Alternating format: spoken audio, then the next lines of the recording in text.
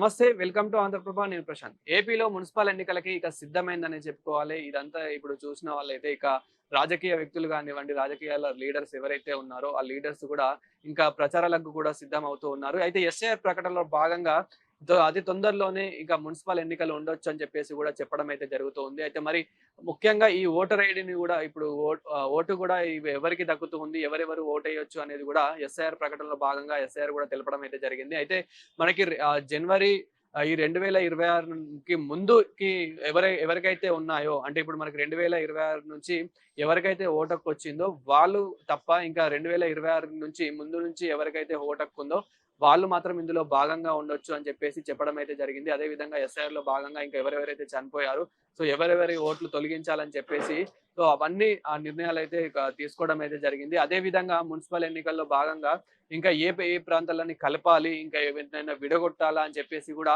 అవిటిని గూడా మొత్తం పూర్తిగా చర్యలైతే తీసుకోవడం అయితే జరిగింది. ఇంకా అతి తొందరలోనే పూర్తి వివరాలైతే తెలియనున్నాయని చెప్పేసి గూడా ఎస్ఐఆర్ ప్రకటనలో భాగంగా చెప్పడం అయితే జరుగుతూ ఉంది. అయితే ఇదంతా ఇప్పుడు విన్న రాజకీయ లీడర్స్ గూడా ఎవరైతే ఉన్నారో, రాజకీయ వ్యక్తులు గూడా ఎవరైతే ఉన్నారో వాళ్ళు గూడా ఎన్నికల ప్రచారానికైతే సిద్ధమవుతున్నారనే చెప్పుకోవాలి. ముఖ్యంగా చాలా ప్రాంతాల్లో గూడా చాలా మంది పోటీ చేస్తూ ఉంటారు. ఇక్కడ కూటమి నుంచి గూడా మరి కూటమిలో గూడా రిజల్ట్ ఏ విధంగా వచ్చింది? అప్పుడు మనం ఈ కూటమిలో గూడా ఇటు టీడీపీ తరపున గానివ్వండి, జనసేన తరపున గానివ్వండి ఇలా ఎలా వచ్చిందనేదైతే మనం చూసాము. మరి ఇక్కడ గూడా ఇప్పుడు పార్టీల నుంచి ఏ విధంగా పోటీ చేస్తారని చెప్పేసి గూడా ఏపీ ప్రజలైతే ఎదురు చూస్తూ ఉన్నారు. అదే విధంగా వైసీపీ కార్యకర్తలు, వైసీపీ నేతలు గూడా మరి ఇక్కడ ఏ విధంగా పోటీ చేస్తూ ఉన్నారు? ఏ విధంగా ప్రచారాలు చేస్తా ఉంటారని చెప్పేసి గూడా ప్రజలైతే ఆసక్తితో ఎదురు చూస్తూ ఉన్నారు. ఏదేమైనప్పటికీ ఇప్పుడు ఏపీలో మళ్ళీ రచ్చ కొనసాగబోతుందనే చెప్పుకోవాలి. ఎందుకంటే ఏపీలో ఎలక్షన్‌లు స్టార్ట్ అయినాయంటే ప్రజల్లో ఏ విధంగా ఇంట్రెస్ట్ అనేది ఏ విధంగా ఉంటదని అయితే మనం చూస్తూ ఉంటాము.